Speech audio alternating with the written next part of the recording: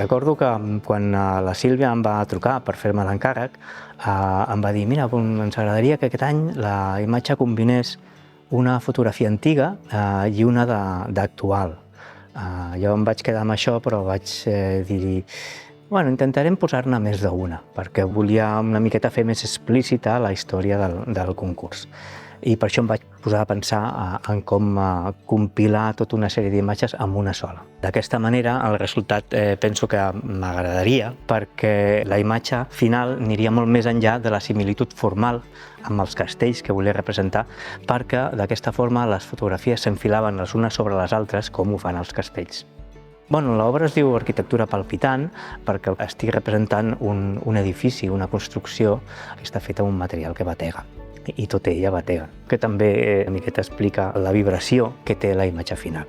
Per fer aquesta imatge m'he basat en la refotografia, que és una tècnica que fa molts anys que hi treballo, que bàsicament consisteix en tornar a fer una fotografia des del mateix lloc on es va fer una altra d'anterior. Això que potser pot semblar molt estricte i potser molt simple, serveix en termes de creació per estirar-ho i acostar a la teva obra allò que tu vols. En aquest cas, el germen de la refotografia hi és allà darrere, no obstant, he volgut utilitzar moltes més d'una imatge o de dues, l'antiga i la moderna, i he apilat totes les que he pogut del concurs de castells des del primer, a l'any 32, fins al darrer, a l'any 22.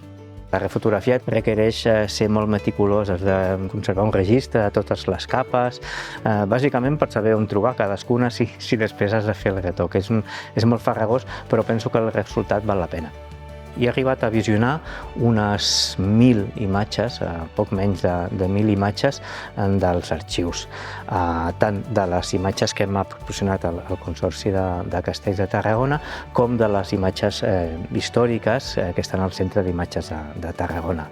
Amb aquelles imatges he destil·lat unes quantes i m'han quedat unes 200 i alguna cosa, fins que al final m'he quedat amb 68 imatges repartides en moltes més capes. La imatge és molt més densa del que sembla. M'ha agradat molt pujar aquesta muntanya d'instants castellers que he construït. Penso que el resultat s'assembla en quant a contingut allò que vol representar, perquè les imatges s'enfilen com s'enfilen els castellers els uns als altres. I el resultat penso que és molt poderós, molt vibrant. Recorda una miqueta tota la vibració dels castells i alhora condensa, penso jo, la història del concurs de castells.